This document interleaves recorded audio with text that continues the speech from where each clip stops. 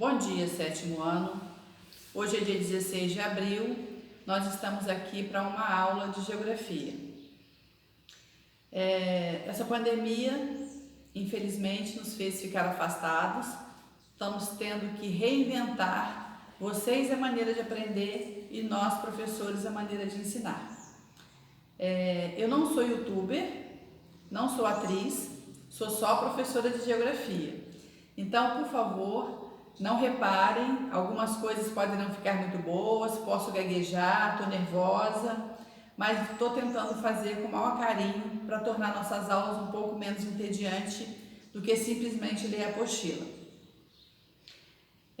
Agora que eu estava começando a aprender o nome de vocês, veio essa pandemia e nos separou, não é verdade?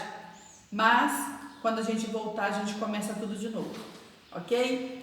Na aula de hoje, eu gostaria que vocês pegassem a apostila de vocês e abrissem na página 38. Nós vamos fazer hoje essa experiência da página 38 até a página 41, tá? Nós vamos falar sobre fatores que influenciam o clima.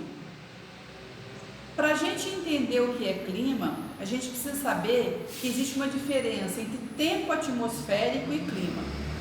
O tempo atmosférico, o caminhão do lixo está passando, passou.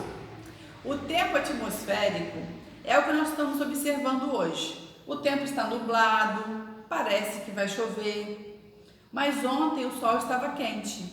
Essa variação rápida de um dia para o outro, nós chamamos de tempo atmosférico. Não é isso que nós vamos estudar. Nós vamos estudar o clima. O clima, ele recebe uma série de fatores, uma série de influências. Pode ser influência pela altitude, nas regiões mais altas de relevo, que nós já estudamos relevo. Pode ser influência pela proximidade do mar ou da distância do mar, que nós chamamos de continentalidade. A apostila trouxe para nós o primeiro fator aí como altitude. Itatiaia é um bom exemplo disso. Nós que moramos aqui na parte baixa, quando nós vamos até o Parque Nacional, a gente percebe nitidamente que o clima fica muito mais úmido e muito mais frio.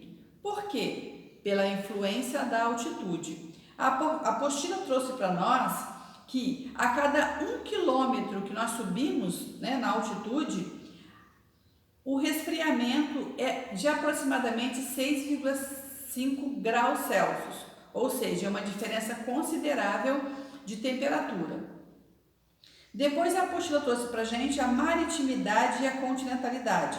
Nós temos uma imagem aí que representa bem isso. A maritimidade é a proximidade com o mar, Os lugares mais próximos do mar recebem uma influência muito grande por causa das massas de ar que se formam no mar e vêm para o continente. Quando nós estamos muito distante do mar, nós falamos que esse clima sofre a influência da continentalidade. Quando você tem uma área bastante rochosa, as rochas, as pedras, elas se aquecem muito rapidamente com o sol. Então, muito rapidamente a gente tem áreas muito quentes. Porém, quando chega a noite, essas pedras se esfriam também rapidamente. Então, esse fenômeno a gente chama de continentalidade. Na página 39, tem uma coisa muito importante falando sobre amplitude térmica. O que é amplitude térmica? É a diferença entre a temperatura máxima e a temperatura mínima. Então, se durante um dia fez bastante calor, por volta de meio-dia, a temperatura chegou próxima de 40 graus. Vamos arredondar para 40 graus. E no final do dia, caiu a temperatura, digamos que foi para 35 graus, a amplitude térmica será 5 graus, que vai ser a diferença, aquela continha de menos. 40 menos 35 será 5 graus. Essa é a amplitude térmica. Depois, no caderno de atividades, vai ter uma questão lá que vocês vão precisar dessa informação para fazer, ok? Ainda na página 39, falando sobre a influência do clima, nós temos o relevo e tem um desenho bastante interessante que mostra como que as regiões montanhosas interferem na questão do clima local. Observe na imagem a seta que está indicando que os ventos úmidos, as nuvens, vêm do mar, elas se esbarram nas cadeias de montanha, né, na área do Planalto aí. No caso, eles deram como exemplo o Planalto da Borborema, que fica na região sudeste do Brasil. E depois desse Planalto, as nuvens carregadas de umidade que formam a chuva, elas são barradas por esse Planalto, então chove antes da região montanhosa e não chove depois, tornando uma região árida, que no caso do Brasil nós chamamos de sertão nordestino, a área mais árida do Brasil. As imagens aí também mostram a questão dos ventos mais úmidos, né, vindo do mar, e depois o vento mais seco depois da cadeia de montanha. Na página 40, nós temos a explicação do que são as massas de ar e a latitude. A latitude nós aprendemos na nossa revisão de início de ano. A latitude é a distância da linha do Equador.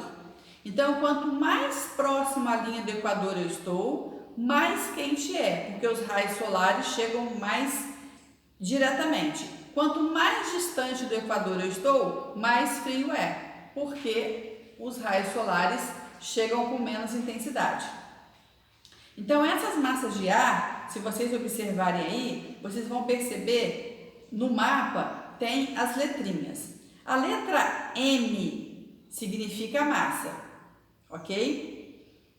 Depois nós temos, a explicação está toda no texto, é só para a gente poder se ambientar sobre isso. A letra maiúscula que tem no meio da sigla, ela indica de onde essa massa está vindo, né? Se ela é uma massa quente, tropical, equatorial ou ela é polar. E a última letra, ela vai indicar se está vindo do Oceano Atlântico, no caso do Brasil, porque o oceano que banha o Brasil é o Oceano Atlântico, ou se ela está se formando na parte continental, tá? Por isso que nós temos MEA, MTA. Vocês vão poder observar isso bem claramente no mapa.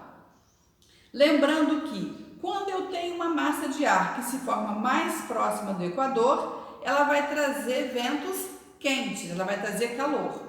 Quando eu tenho uma massa que se forma mais distante do Equador, ela vai trazer ventos frios, ok? Essas são as massas de ar. Na página 41, nós temos um mapa do Brasil, mostrando climas do Brasil, que através da legenda, pelas cores, você consegue perceber, tá certo? Então, nós vamos com as informações contidas no mapa. A gente pode perceber que tem uma variedade grande de climas no Brasil, isso porque o Brasil é um país muito grande. A gente percebe nitidamente que ele é cortado pela linha do Equador, que nós já falamos que é uma região quente do planeta, e depois lá cortado também pelo Trópico de Capricórnio. Ainda temos terras, né? Temos alguns estados depois do Trópico de Capricórnio, tá bom? Então, com essas informações, eu quero que vocês façam para mim esse cartografar da página 41 e quero também que vocês passem lá para o caderno de atividades e vocês façam a partir da página 22, a página 22 à página 24. E quero ressaltar para vocês também, no caderno de atividades, a questão da página 22, que está falando da nossa cidade, está falando do Parque Nacional. Acho que vai ser bem interessante a gente fazer essa questão, ok? Na página 24, na questão 5, tem aquela questão que eu falei para vocês de calcular a amplitude térmica. Então, não se esqueça, é a temperatura máxima menos a temperatura mínima, ok? Eu vou pedir para vocês fazerem essas atividades, fotografarem e enviarem para mim. e na terça-feira então a gente faz a correção, ok? Até lá, tchau, tchau!